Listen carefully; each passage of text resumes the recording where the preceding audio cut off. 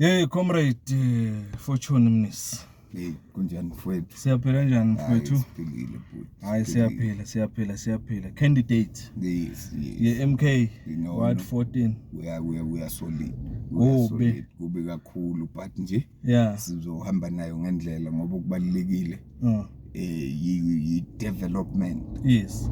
Nokuthi abantwana nabantu base Ward 14 babe ne fair share of all that will be happening eWadi. So yileyo nje, that is the main agenda, ukuthi kule space esincane asibone umehluko omkhulu ekumele siwudeliver njengomkhonto wesizwe party when we take over nge-18 December. Wow. Ngiyithanda le ukuba positive.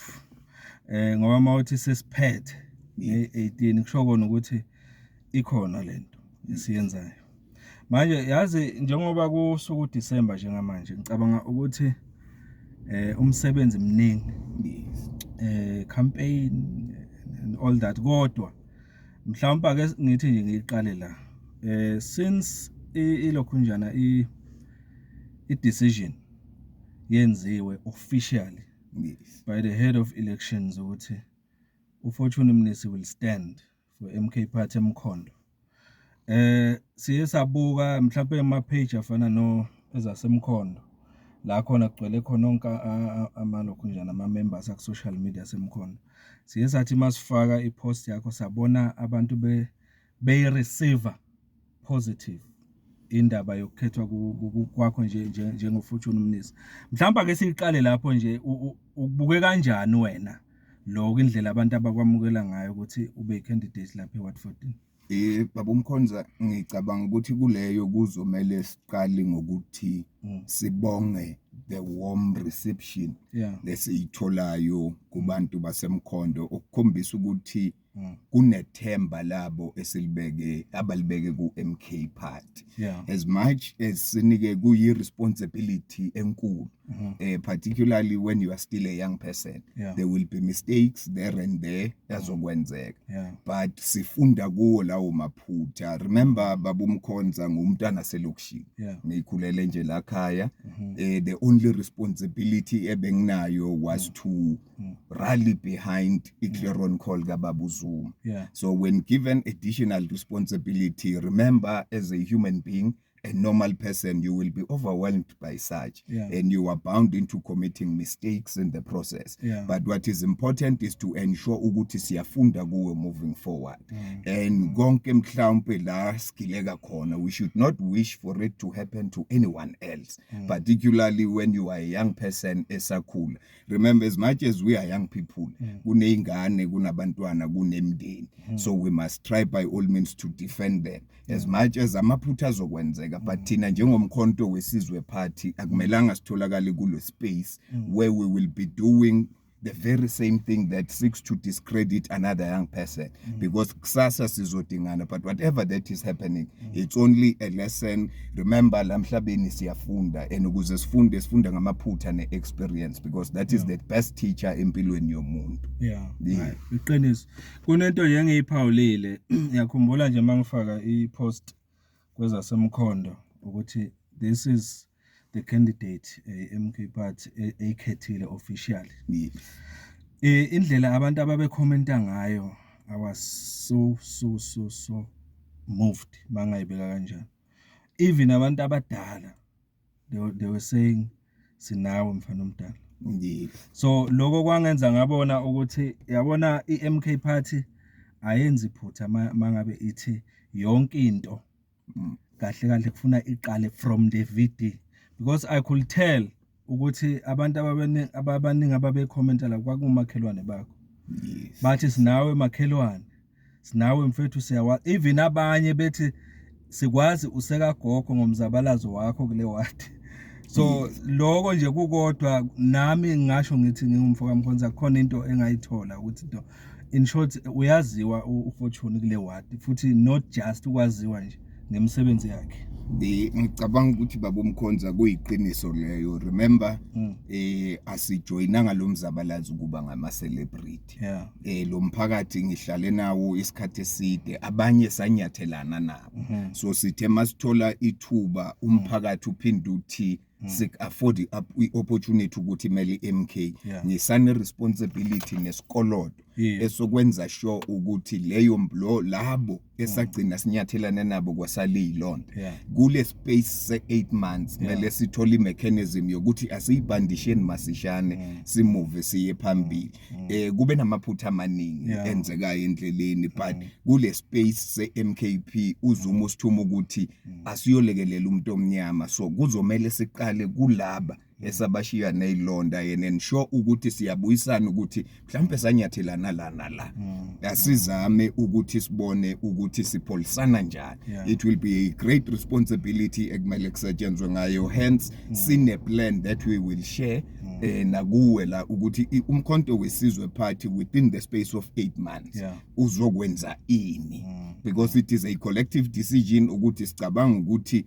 this revolution esikuyo uwe ongayikhona ukuyileader to the best ability so as much as I've alluded earlier ukuthi in the process when you are overwhelmed amaphutha they are bound ukuthi enzeke yes especially futhi mangumuntu omusha ngoba sisakhula sifunda into eyiningi no yes but yes sisakodwa I think we will sit with the council of elders sibone ukuthi siphuma kanjani kuyo le but mhlawumbe okubekubaleke kakhulu ukuthi siyishare le plan yase Ward 14 ukuthi move kanjani because ngicabanga ukuthi kuwo wonke lama political parties a contestayo yithi esine plan elinama time frame and I believe ukuthi sithe masil formulate le plan senze sure ukuthi yi plan eli obtainable because asifuna ukuthembisa izinto ezingeke zenzeke so we must be realistic and senze sure ukuthi yinto that is within reach because angeke sisuke sithembisa abantu ukuthi sobathengela ama aeroplane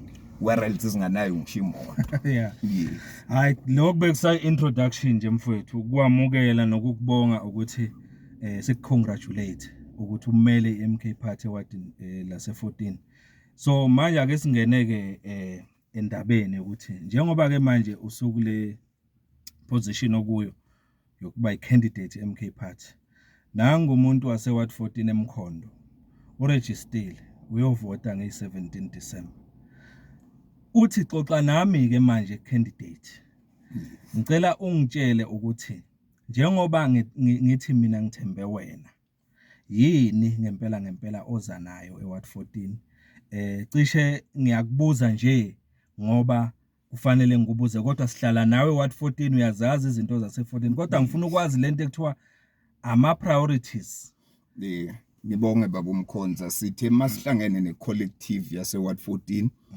na council of elders sivumelane ngeprogram ye 7 point rehabilitation plan yase Ward 14 7 points zisikhombisa kuphela izinto that will be focusing on kule space 8 months number 1 there was a program that we led ngisase uchairperson we youth council eMkhondo remember ngibuya kude nalomzabalazo ngengaba I'm the first chairperson we youth council eMkhondo there was a proposal that we've made masikhuluma ngendaba ye TV establishment of TVET college eMkhondo bese encapsulation ne program ethi akube yima asibeni nemasifunde trust fund which will allow every young person to benefit angadepriveki ispace sokuya esikolweni simply because ushoda ngemali ye registration so on that space because of the politics of that time it could not be launched but iWard 14 uma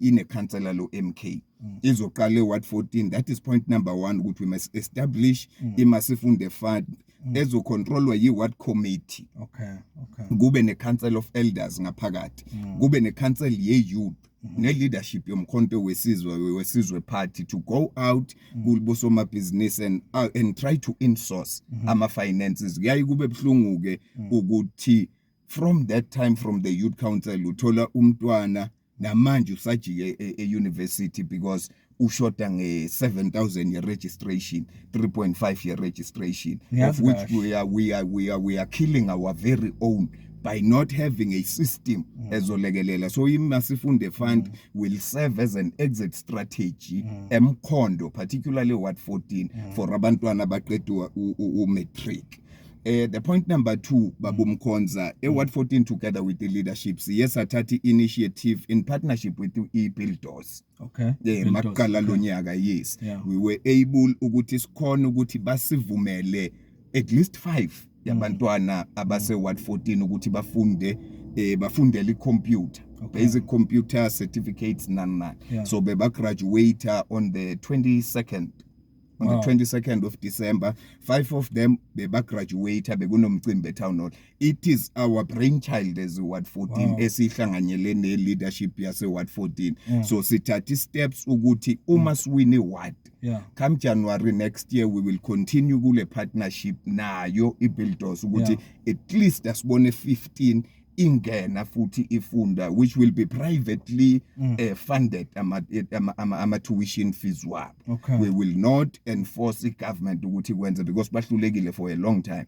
But Tina, we have already started. Kuna 5 and for the record, Babu Mkonza, we were not selective. You have members of the ANC who benefited from the program. We can mention them. We are not afraid because what is important ukukhulisa nokudevelopa abantwana base Ward 14. Number 3, remember Harmony Park sayine isikhathi eside khona. There is an issue le ebikhulunywa for isikhathi eside ukuthi it becomes difficult ukubona abantwana base Harmony Park kumele bawelu enthunjalo bayofunda ezikolweni eziselokishini. Abanye bahike bagcina bajola nabo taxi driver ngisho for the sake of transport. We as umkhonto wesizwe party as item number 3 ozobubalekile.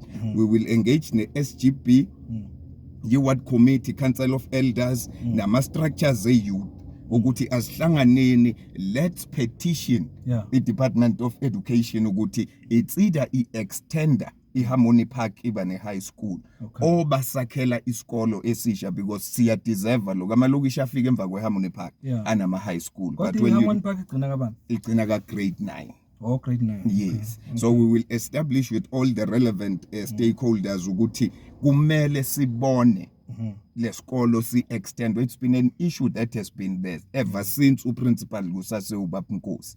Namanje we will advocate it ngamandla together with ukhansela we MKPA wadini ukuthi sifuna ukubona lesikolo sigcina ka grade 12 so that we will be able to outsource abethu khona la bangene bajoine kule masifunde fund. So far manguzwa uzwakala ngazi ukuthi priority la education. Education is key. Babu Mkonza, because reason why sithola bafowethu bagcwela amakhawash ba-exploitwa ngabanye abafowethu, it's because amathuba emsebenzi avalelekile, abamancane aba-limited. Uma kuvela okunye okukhulu, you will find that the level of education has qualified. Bese siba ne-influx from outside. Ezogcwala i-occupy space. We should not blame our brothers for ukuthi bagcina badla inyawupe abanye bagcile ojwaleni. It is simply because there is no exit strategy from grade 12 moving up. Segcina kufika mina nginemali or with anginayo mina ngiyabekisa. Kufika umngani wami onemali or mina ngine proximity to someone in the position of authority. Sengcina ngi-exploiter laba abancane. Yesterday I received a call from some of the comrades khona wadini ukuthi it's been 2 months asihole agri-hub. So if that person begane ube nethuba wafunda bekumele bengamelanga azagcina exploitwa ngomunye wethu khona wadini. So education must be prioritized at all costs, including myself Babu Mkonza. I will also form part ukuthi ngizilekelele mina ukuthi ngifunde and further ama studies. Ngeke ngazama Babu Mkonza imali eyasihlula imali ngoba kuningi kuvinjwa imali. So let's allow the others and the generation coming after us ukuthi ingabe, because kuzoba yi-legacy yase Ward 14 eshiwe MK. Shothi nje Ward 14 kufanele ukuthi balindele ukuthi education will be key. Izobe i-key priority. Akekho umntwana Ward 14 ozoba nenkinga ethinta education ozoswela. That is our agenda. That is our agenda, so that sizokwazi ukuthi masisibuya siphethe ugovernment after 2026 local government elections singasukuli masifuna abantu. as much as this will be only a foundation, but whoever who will be taking over in the next 5 years, uzothola sekuneyindonga siqhubekele phezulu. Item enye esiprioritizile kule cluster ye education yile early childhood development center eseHarmony Park. Yes, silindeleke kuleyo ukuthi sizoyimonitor and sizopusha ukuthi iqali operate soon, and the beneficiaries sifisa ukubona labantwana abaphuma emakhaya ahlwempu laba ngadla bakunzima khona, because ngicabanga ukuthi the agenda was to assist labo bantu. We are not expecting ukubona abantwana babo principal nechichichi kuyibo aba overcrowded space for abantwana baseHarmony Park. One Themba Labashe Varsity nje Ward 14 in general.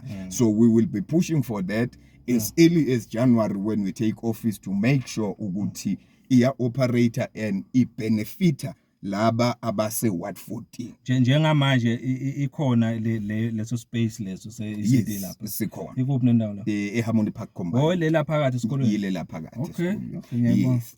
So we will look into that ukuthi iyalekelela na. But in terms of extension isikolo, we do have umhlaba eWard 14. Engicabanga ukuthi yiyo le ndaba yomhlaba ephinde ibe neinfluence ukuthi kugcine sekucingwa konke okunegative about a particular person simply to try and discredit that one. So if funding yale sector ye education, because we call it the education plan, sine mall, sine cash build that is operating within the vicinity ye Ward 14. So we do not understand ukuthi i-corporate social investment yabo imenjani. What is their social labor plan? How do they invest back into the community ebalekelelayo? So we will sit down with them in a space of a month after our election.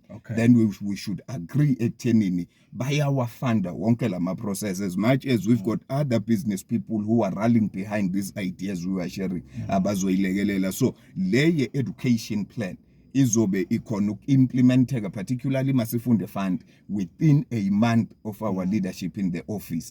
Then le extension and all that within that space of a month. So basically we will only be waiting to receive our reports from the relevant departments.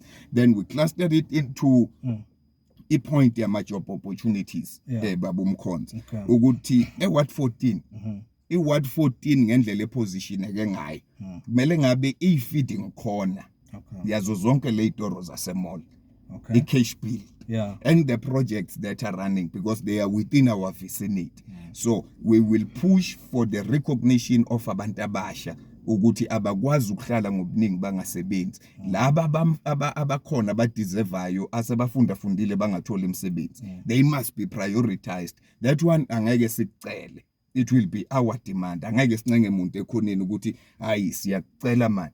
Then remember in our IDP kune item ye multi-purpose center that should be established at Ward 14. We are saying that project should not be reversed.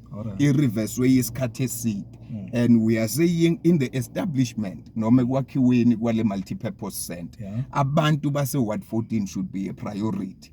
As a compromise lapha, we are saying any company ezobizwa kwakha lokho, it should at least incubate 3 or 4 companies yabantu abasha. Ama subcontracts wonke siwacela kube abantu abase Ward 14 working together with ama steering committees that will be formed, the council of elders and the youth formations. They must form part of that. So usakhuluma nge multi purpose, kufike into emqondweni wami la ukuthi yazi indawo lezi abo multi purpose indawo kakhulu lezo ezithinta intsha kakhulu. Okusho kona ukuthi ake ngenze nje example, uthola ukuthi intsha inezinto eziningi eziplaneayo engqondweni efuna ukuzenza, kodwa uthola ukuthi bashaba nje into eyi1 i-Wi-Fi. Exactly. Imali impilo yakhe unayo yonke into etafuleni, kodwa idatha lizobuya no data. And angaya kude ngalento, ngifuna ukunderstanda kahle le lokunyana multi purpose loyisho ukuthi kahle izohamba kanjani njengoba nizoyihlela. Into engiyithandayo la awuthi wena mina njengokhansela, no uthi we our uyabona usebenzisa lawo magama okushona ukuthi awedwa. So ngifuna ukunderstand ukuthi nizokwenza kanjani especially le multipurpose ungaqhubeka kuyo issue ye multipurpose center baba umkhonza it forms part of our IDP the last meeting beyikhona we were informed ukuthi that is the project that is budgeted for Ward 14 so from the 30% ekumele usale emphakathini makwakhiwa le project kuzomela ukuthi we ensure ukuthi ucontractor gives back kule community uyanikela kule community particularly kule issue ye wife if we can have an agreement nayo because we will sit down bazoze babaleke bomasoma business sohlala nabo I think the multipurpose center should because kuzobe ku cater for youth kakhulu it should also comprise of a free internet but okubalekile ke mbaba umkhonza ukuthi labo soma business abazobe banikwe leyo umsebenzi beze ba aware ukuthi incubation ukukhulisa labo somabhizinisi abancane nama subcontracts siwafuna eWard 14 that one we will not compromise as a collective ye MK party remember it's not only about Fortune Masowe Council but it's the collective that has sent you I am just a messenger ukuthi go and deliver our message kamasipala I'm not superior I'm not special with anything I am just a messenger ngumntwana othunyiwe ukuthi hamba omela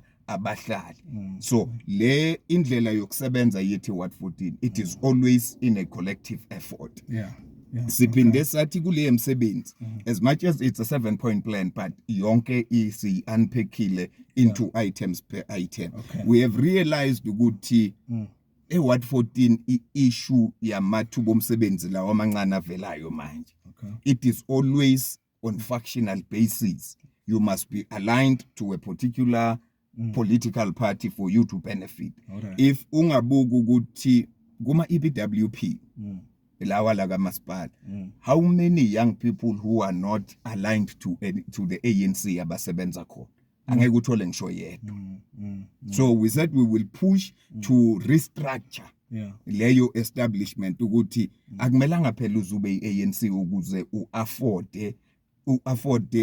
ukhona ukuaffordwa ithuba lokuthi uzikhulise wena noma ngabe kuyileyo 3 months 4 months asibone nabanye who are not part of ANC babenefit MK party ayibuki iregalia umuntu avama ukuyigqoka bese mhlawumbe imnika umsebenzi no ngeke sisebenze kanjalo hence ngenze example earlier ukuthi they can test the theory bakhona beANC abe ba graduate manje 22 November kule program ye computer training program we also said ukuthi lama graduates esibuya nawo la Wi-Fi I priority kithi within the second month ye government ye MK ye Ward 14 ukuthi ama cache angisho cache ku cache kufuneka icomputer certificate se computer so kushuthi thina emall sesinawo ama cache wethu i5 ekumele siwabone bawa absorber within their system because sebanako lokushodayo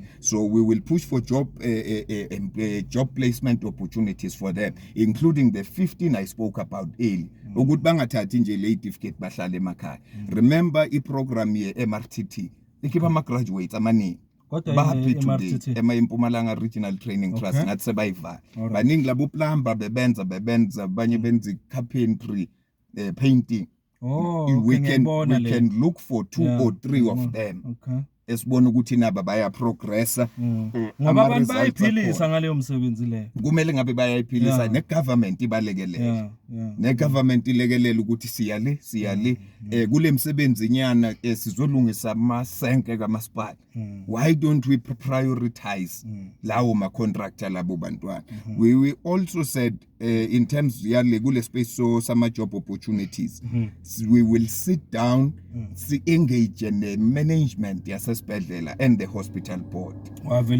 sikhona la yes our question is show us at least 3 contractors abenefita kulama long term contracts Ward 14 mina ngakutshela manje ngaphandle kwamahloni ukuthi akukho ngisho yedwa akukho ngisho noyedwa wase Ward 14 esingathi une contract yokudeliver ama plastic kodwa isibhedlela sise Ward 14 so as part of our agenda to liberate abantwana base Ward 14 we will convene a meeting bese sibuyele emuva kuma resolutions ethu and the previous CEOs ukuthi the learning opportunities esiphuma esibhedlela lamathubanyana okufunda sifuna ukubona iWard 14 ibenefit asingaboni njalo kuletha umuntu osozoqhasha eHarmony Park while sinabo nathi abano grade 12 who can be afforded an opportunity ukuthi bahambe bayofunda whether in nursing. We will have to revisit lawo ma processes lawo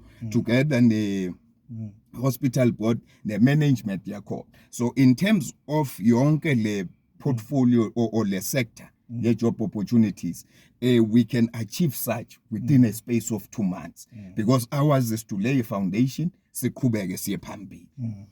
And then in terms of business as our priority number 3, Babu Mkhonza, we said onke ama project ase Ward 14 kuzomele kubenefit abantu base Ward 14 together with the country collective council of elders, leadership MKP and the youth formations and all other structures kuzomele sibe khona sivumelana ukuthi priority ayinikezwe abantu base Ward 14 kungafiki njalo abosoma business bangaphandle singabona bethu because the agenda Ward 14 is not to create tenderpreneurs but we want to create entrepreneurs abosoma business abazosala basustaina even beyond the tender.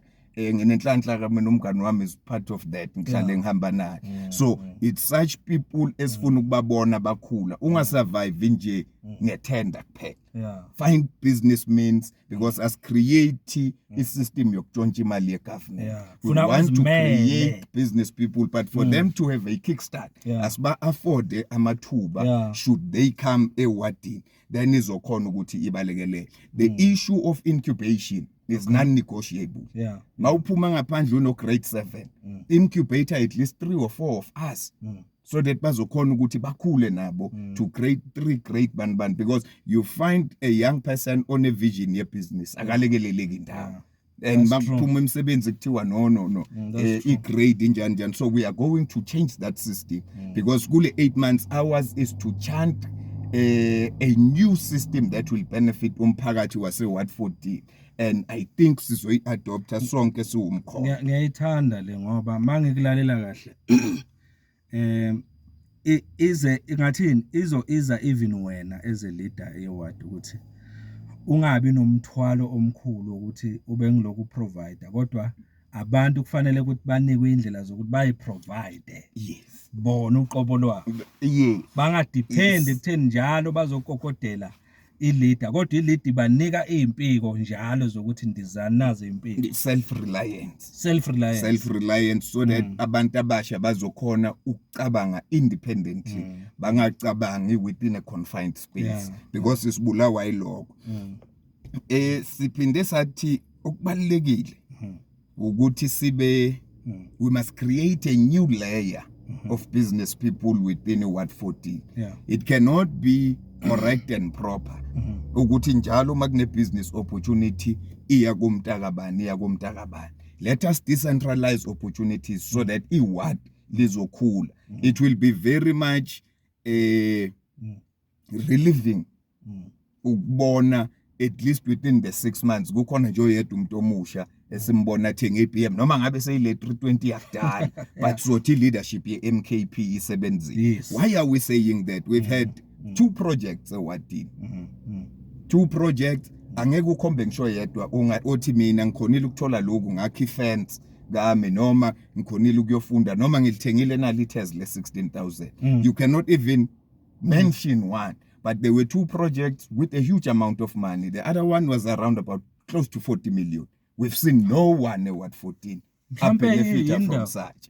It was the issue of proximity ne political allegiance. Okay. Ukuthi kumele ngizalign nabani so that ngizokhona ukuthola in and as a community and young people at Ward 14 we fought for a representation there we fought for a stake azange sisitho. So as in leadership and the government of the MKP Ward 14, we should not find ourselves in that corner again ukuthi kunabantu abasha bazobe balwa ukuthi asikhona ukuthola amathiwa. Let's give everyone ithuba when I deserve lento leyo.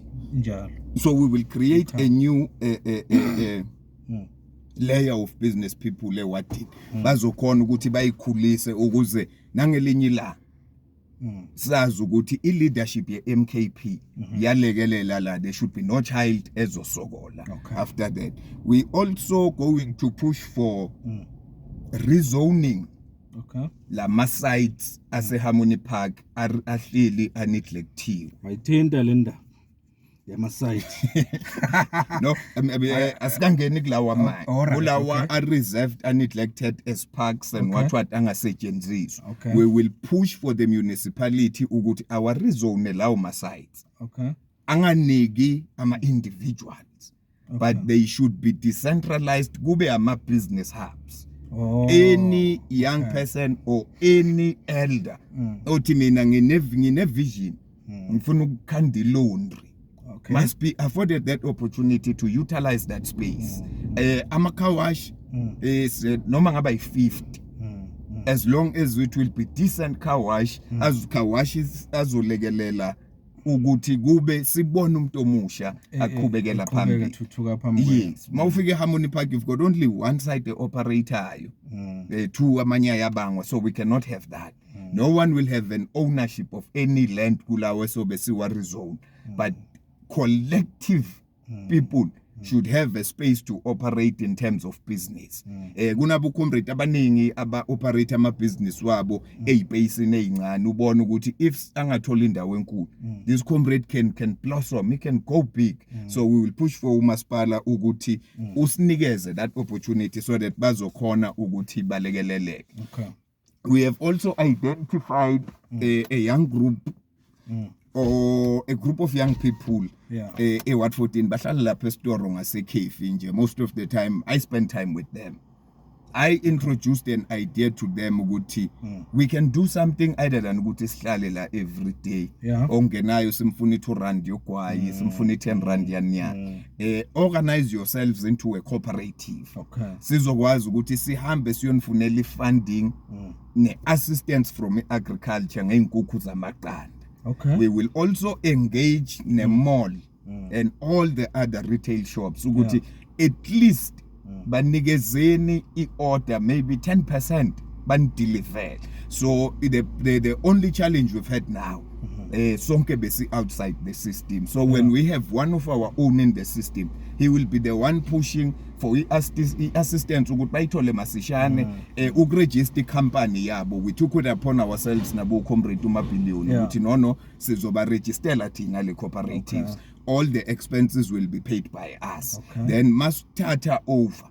Sizokwenza sure ukuthi within the space of 3 months i-cooperative yabi yasebenza, and is encourage futhi umphakathi ukuthi bavuleleni lamakhaya labantwana bandeliverele lamaqanda, because siyobe si eradicate lento yama drugs, si eradicate lento yenkunzi nokuthi bagcwale bahlale lapha eDoro babe busy.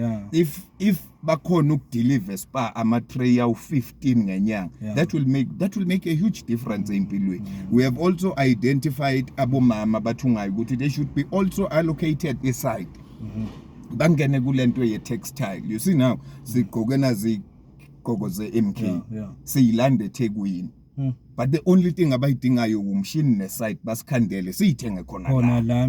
So that can only be achievable within a space of 3 months.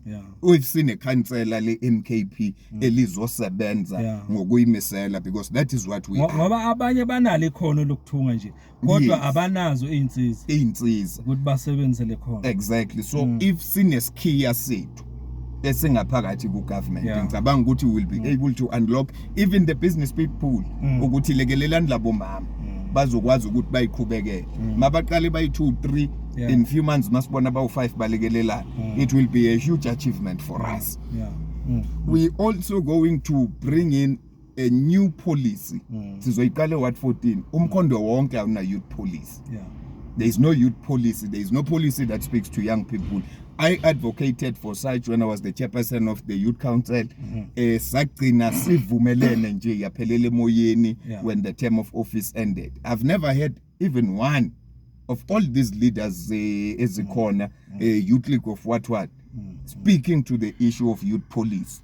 So Ward 14 we will adopt a new era, a new era of doing things. That youth policy will be established and adopted at Ward 14, where we are saying 40% of business of supplying opportunities especially must be young people from Ward 14. Abanama companies that are registered. Kungabi nantshontsho kunabanye ke sisebenza nabo abafowethu kule space somzabalazo. Uthi mawutholile ithuba bese kufuneka iHennessy ngemove. But within the MKP sizobe si elevator umuntu omusha omnyama ukuthi let us see him shining there. Then we will be happy with that. Then we said we will form a local a business forum. Sinayo ke ekhona Ward 14. So that business forum immediately after 18 we must have a chance to have a meeting nabo and say how do we assist one another, because okubalekile ukuthi siyalekelelana sibone abosoma business bakhula ba developer ba benefita kuma business opportunities azoba khona. And when we calculated wonke lo msebenzi we've realized ukuthi I time frame yale spaceless we can do it in the additional 2 months. Should is in a 7 plan SSC we achieve within 4 months. Okay. Within 4 months. Within 4 months so bes achieve good. Then kule ngayikhuluma ke masiqala baba umkhonzo ukuthi kunabanye sanyathelana nabo before we must before that saka gogo. Okay, before even kube ne MK. Before even kuba ne MK. Okay. But angeke ke sithi ngoba sekune MK manje izono zethu isele ngemove. No izono zethu kumele sithi masihamba nazo sizama ukuyilungisa ngedlela. Harmony Park has been there since 98. Another allocation came yamikiswa Themba Labasha. But kunabanye abasala. Because the allocation yase Themba Labasha was to deal with the overcrowding. Now abanye abasala you mean as beneficiaries. Oh, beneficiaries. Yes. So as the MKP, sihlale phansi sidiagnose together with the Council of Elders ukuthi iyobanzima ukuthi si achieve ukuthi sithi now ama benefits wenene nasala. But asikwazi ukuyishiya emuva ke kumele sibe ne strategy sokudila ngayo. Then we said immediately singene office sizorana i-household profiling. Siyabaza ngisho labantu besihlala nabo.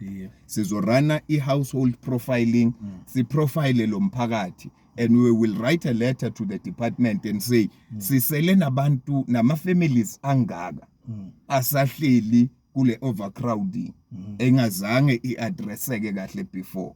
Kukhona aba benefita, there we must agree. Then sibe honest kukhona ba benefit and at the same time kukhona basala esigcine sesibukana ngabi na asikwazi ukubakhohla kumele ukuthi siqale ngabo sithi these ones are still facing layer issue ye overcrowding. So we are writing this letter to you ukuthi sipheni enye allocation irregardless ukuthi siyini and sevithini MK but ne serve lo mphakathi owasala kule inkinga. So for that one we must go there hands on before kuphela uDecember kumele sibe sibuyi uJanuary. Kumele sibe sibuyisa report ukuthi sithola abangaka basele sesihambisile application. And as the collective of MKP siyohlala sihlupha ioffice laka MEC waka Human Settlement ukuthi siyayifuna ukuyibona le allocation because Ward 14 umhlaba sinawo ukhona umhlaba there we cannot shy away from that. So ukhona umhlaba that will also form part of ama priorities ukuthi le sifuna ukuyibona ilungile even if bakungaba nzima ukuthi bayenze within the 10 months but masihenda masibuya ku 5 years it will be achievable depending ukuthi siyobe siyiphusha kanjani thina because ezumkhonto wesizwe asiyelanga ukuyohlala la siyokwenza sure ukuthi siyosebenza. Ulokuyiphinde indaba ye Council of Elders. Yes. Awukuthi ungena kuyo why the Council of Elders? Why yini mhlambe ngoba ngiyabona selo urefer kuyo mokhuluma akuyichaze kungani uyibeka phambili indaba eCouncil le iCouncil of Elders mhlambe babumkhonza kumele sikucacisa ukuthi e14 senze into ehlukile towards the candidate selection, avoiding ukuthi sigcine sifactional silwe sodwa. We took a resolution collectively nabo comrades bethu be MK ukuthi let us involve abantu abadala, abobaba nabomama bala kuhlaleni Ward 14 kube yibo who will be organized into a structure that will facilitate all the processes, even throughout ama elections. Ukhansela we MKP ngeke aguidwe yi leadership yomkhonto wesizwe party kuphela. I-Council of Elders will remain as the upper body that will give guidance and give corrections where it's due. I-criticize la kumele kulungiswe khona njengabo baba, because remember singabantwana. Umkhonto wesizwe party Harmony Park, it's predominated by igang esicishe esilingane nayo, so sisodwa angeke sikhona. So even ukhansela womkhonto wesizwe party after 18 will be working together with the Council of Elders yasewadi, because yibo abakhipha i-guidance ne-direction ukuthi sibheke aphi njengabo custodian ye future ye youth okwamanje.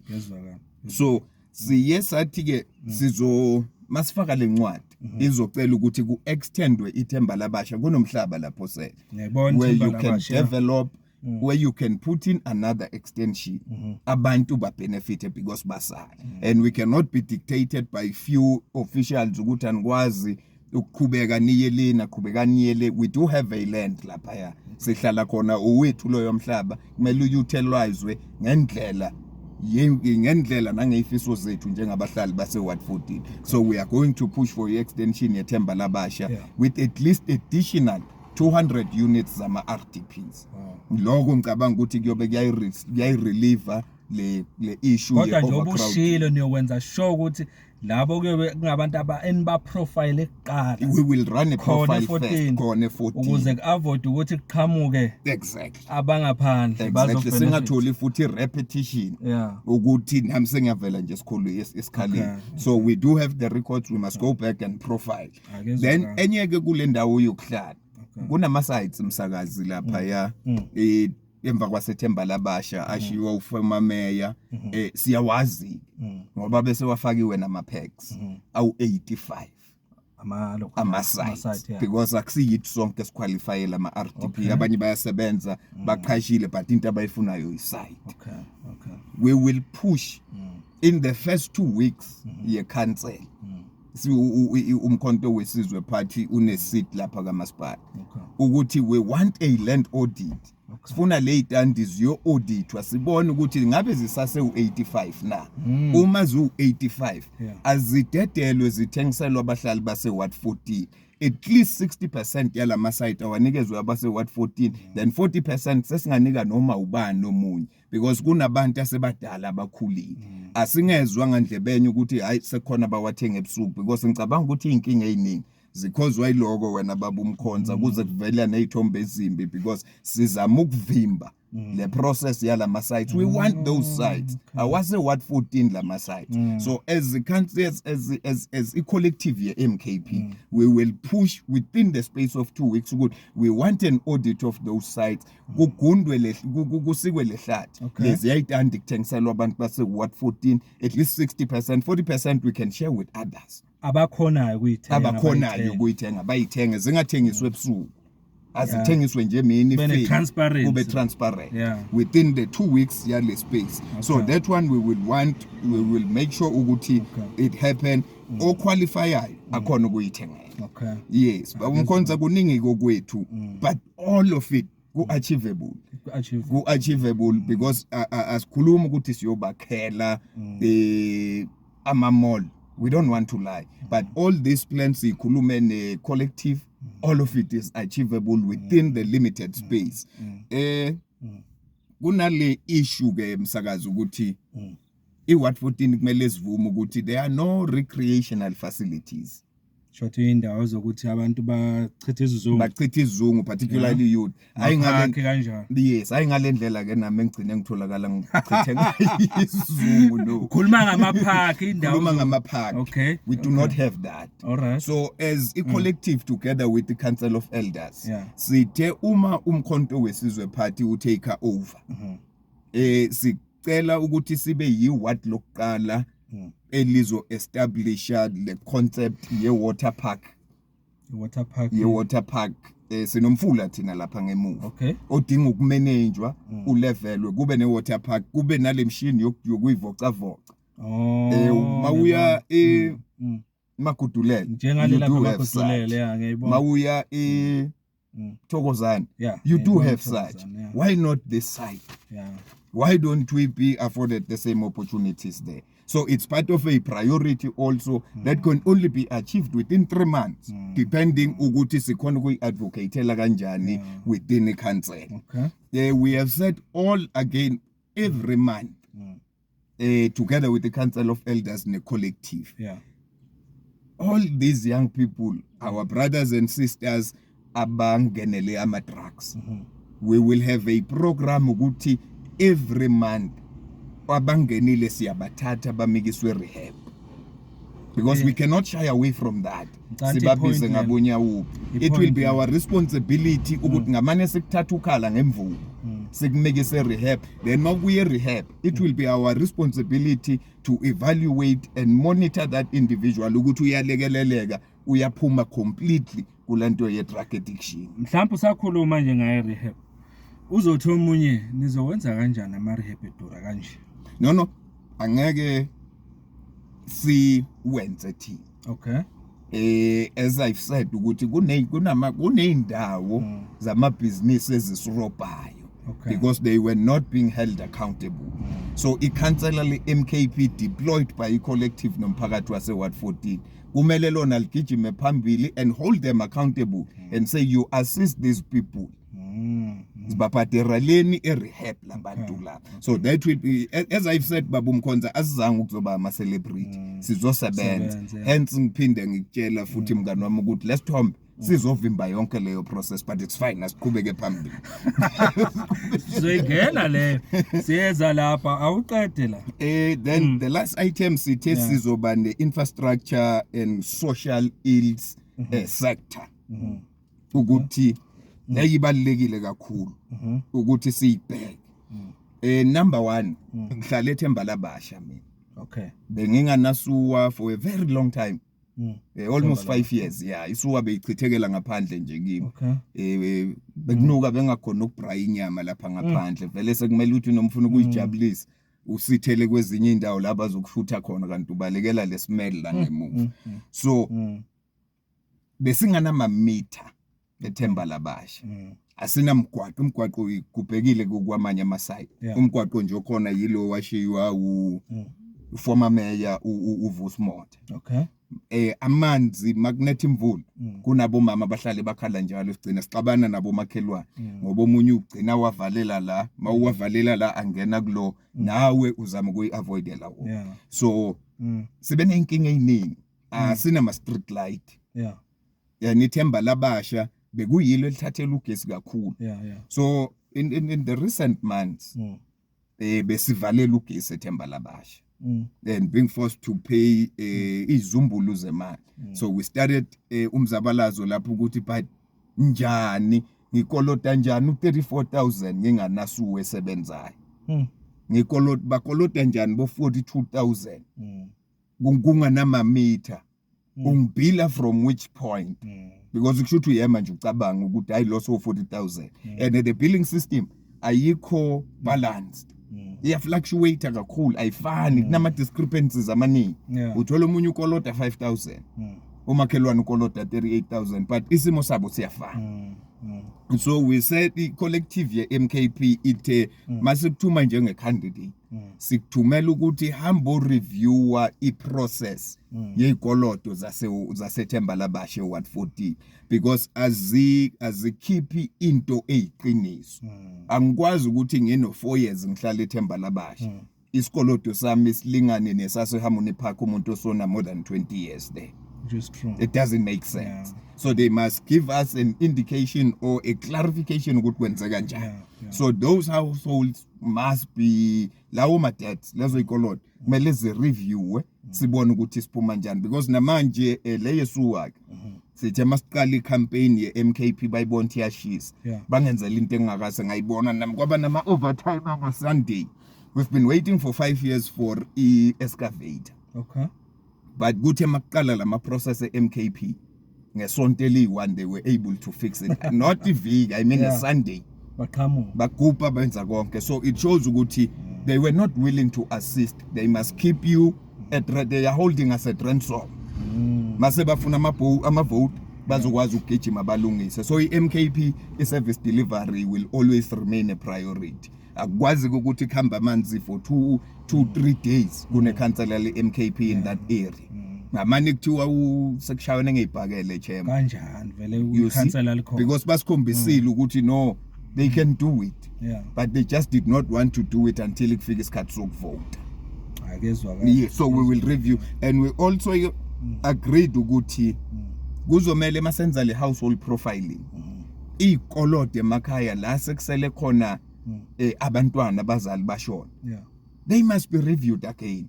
Akungabi yisicamtho, it's something that we will be doing within a space of 3 weeks ukuthi they thina sesiyipushile sesilinde response yabo.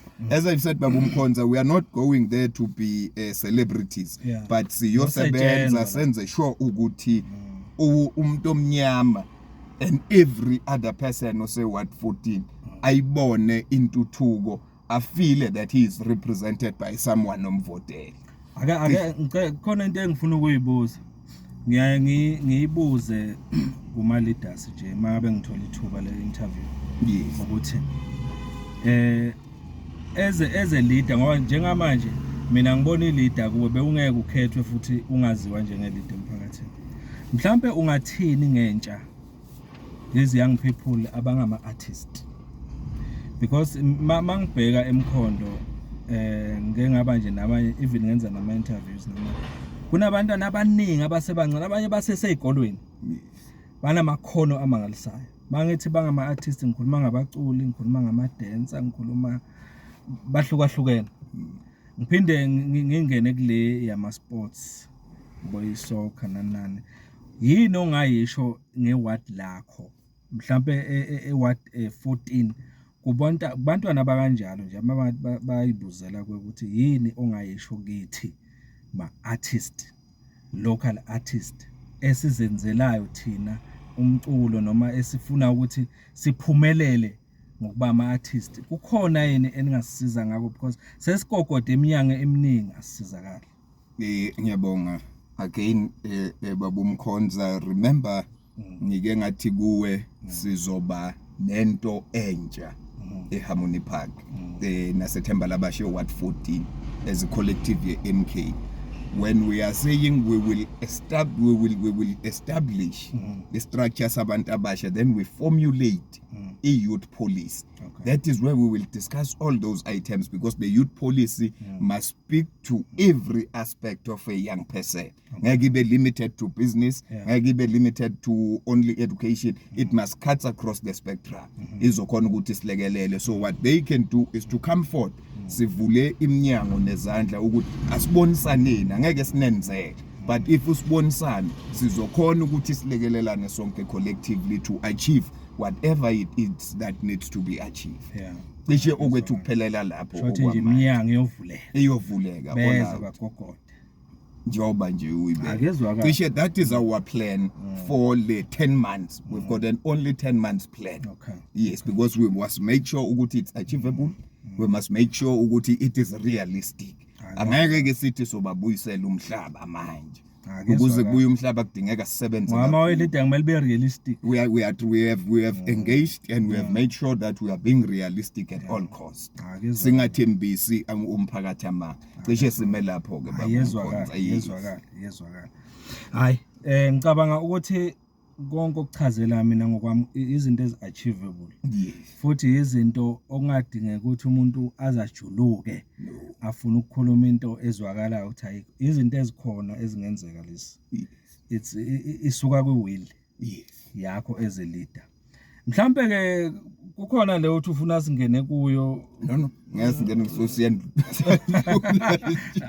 awuqhubeke bosathini lapha. No we are done with this one. Okay. I think we are done with our plan, the rehabilitation plan in only 7 points which we have outlined. Okay. Yes, ngicabanga ukuthi that is why we are saying ngay 17 umphakathi wase Ward 14 eThemba Labasha Harmony Park ema subsidy support the view esiza nayo, and ama inputs they are still welcomed, ama critics they are still welcomed, but okubalekile ukuthi from ngay 15 na ngay 17 December asiphumeni ngobuningi sivotela umkhonto wesizwe party, as much as we are aware ukuthi abanye benu came to us nasireportela ukuthi basebenzisa ama address wenu. We are busy with that matter. Sizobabopha bonke those who wants to fraudulently vote Ward 14 bangahlali khona. Awuyichaza leyo ithini ke leyo ndaba?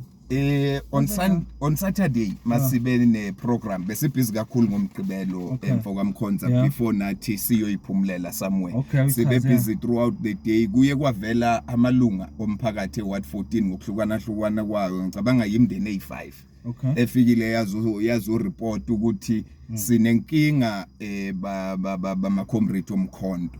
Sithole ngihlala estand number so sihlala sibabili, but ngithi mangicheck ngithola ukuthi lapha kami sesihlala siba u15, angibazi bonke laba u15 babhalisiwe ukuthi nabo bazovota la Ward 14 bahlala kule stand engihlala kuso. Mina kami ngihlala sibabili, angibazi laba bakuthola kanjani lo?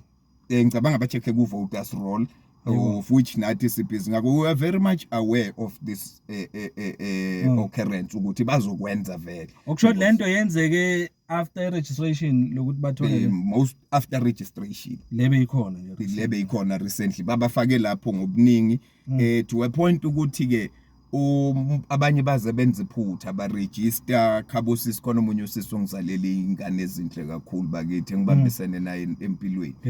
Sithole sekunabantu bakahlatshwayo bakangwenya esingabazi ke khona isibongo sakhona siyasazi. Next door yakhona it's the same thing. It number eningi that we have identified. Ukuthi there were people who were bussed from other locations. Yes. Beza bazo-register Ward 14. I think they abangani bethu labangale kagogo they understood the task at hand ukuthi ayikholula ukucontesta nomkhonto wesizwe party akube lula ke futhi akuyaye kube lula ukuthi uwine ungaganganga. Kumele uzame zonke indlela zokuganga, uzame zonke indlela zokudicelela isithunzi phansi ukuze uwine against umkhonto wesizwe. So the process started there. So sibhizi ngokuthi siyovula lama case baboshwe labantu abababhasi. So IEC say aware ngani. We've made IEC aware and sakhuluma no IEC mabaqala ukuyenza lento. Bokuthi but la sibona babhasa inabantu engasiya bala. Ngicabanga ukuthi bawukhona nawo. Ngangikhona ngasizwa lesikalo but azange sibe into eyagcina izinkulu. Kodwa ngezwe kancane ngathi kukhona abantu abalethiwe la. Bakhona abaningi sesikhonile nokuthi sibathole ku voters roll. Hayibo. Njoba ngisho ukuthi desperation. So umuntu maka desperate wenza noma ngabe yini. Angakwenza uku remain relevant. The fact of the matter is they are no longer relevant. So they can try decampaigning us in all aspects. But umkhonto wesizwe will win at Ward 14 ngoba our plan is realistic and obtainable. Akezwakala mfowethu. Kezwakala. I'm happy makuthi uthi uIEC so aware. No, we had a meeting no IEC just yesterday. Lento kusho confirma lento ekuhlezi ikhalwa ngayo kwamanye ama by elections kwezinye indawo ukuthi kunabantu la ukukhalwa ngabo ukuthi bavote endaweni abangahlali kuyo. But ke sibe nenhlanhla ukuthi sibe proactive sikhona ukubathola masishaya before kuvotwa. Akezwakala mfowethu. Akezwakala. No, ake siyibambe la but before si conclude mhlambe kukhona ekufanele sixoxe ngako kancane. No ngikwazi kahle mvuka mkhonto. Ngiyabona lapha ku social media kuvela isithombe lapha angazi ungasiconfirma ukuthi nguwe leader lovela ulele lapha esofeni. Mfokamkhonza ngicabanga ukuthi before si confirma or deny ngikolota umphakathi wasemkhondo in general iapology ukuthi mhlawumbe ngixolise kubo bonke bebasupporta i-leadership yomkhonto wesizwe wherever labakhona umphakathi wonke nabomama abasihlalisa emthandazweni ngizokusho ngingakunanazi ke ukuthi even manje kulesikhathi sobunzima kunabomama abafonayo bathi qina ndodana akukho lula qina msakazi ngizothi ngixolisela ukuthi ngibe in a right place but at a wrong time.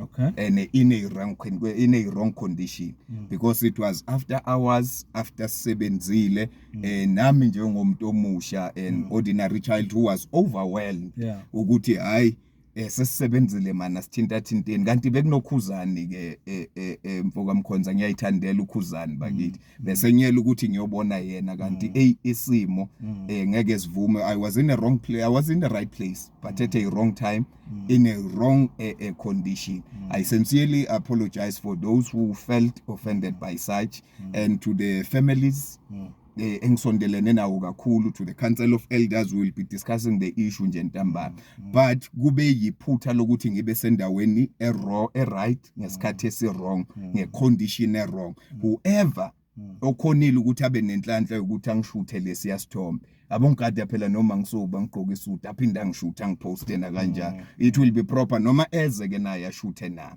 but I've committed myself even to the family ukuthi there will be no such in the near future, even in the long future, because we have realized it desperation yabangani bethu be-ANC ukuthi they will try to tarnish everything ongathi uyayenza but nje iphutha elenzekile ukuba ngesikhathi esi-wrong ngesesimeni esi-wrong ngavumela amankentshana ukuthi athole ithuba yokungiluma. Okubalekile ukuthi sibonge impilo because ukuthi bakudiscredite ngalendlela kusho ukuthi bebangazama nokukubulala. Sengisizwe ile mthandazo yabomama nabobaba bahleli basithandazela everyday ukuthi siphephe. Ngibonge kakhulu but okubalekile ukuthi bazi labomama nale youth besupportayo abantu abadala nabobaba ukuthi cha siyaxolisa sizicommit ukuthi sifundile ukuthi ba dangerous kangakanani abanye abantu. Ngiyabonga msana. Akezwakala futhi hayi ngiyabonga kakhulu because nathi the masisibuka isithombe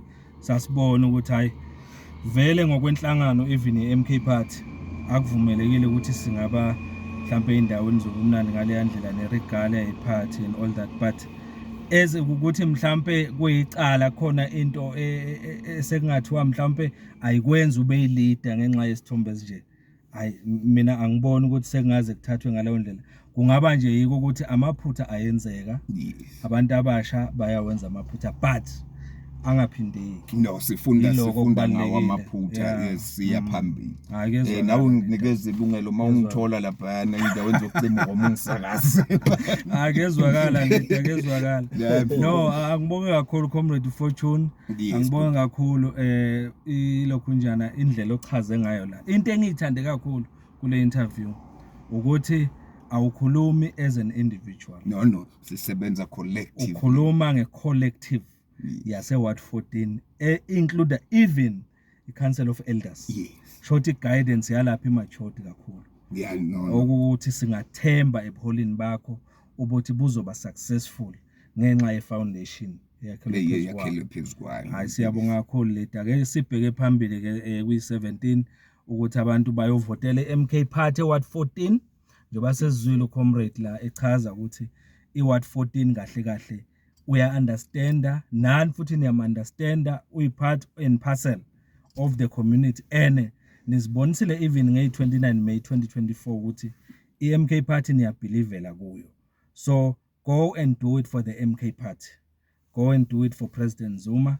Kufanele MK party wine onke ama by elections avelayo njengamanje until size sifike ku2024 lapho sizobe siwina khona umasipala nokunye okuzobe kwenzeka ngaleso sikhathi sihambe phambili njengeMK party. Sibonge kafethu ngendlela enisilalela ngayo. Angazi mhlambe awuna problem nokushiya ukuthi uma kunabantu base14 bafuna ukuthi bakuthole bangakuthola kanjani? No ngeke kube awunankinga mhlambe ungayishiya lo socials or inamba yakho because mhlawumbe abanye bazoba nezinto ezithile kulento le abafuna ukukubuza zona. No ngicabanga ukuthi ngizoshiya i-phone number lento Okay. yama socials iyo Iyo le inkinga.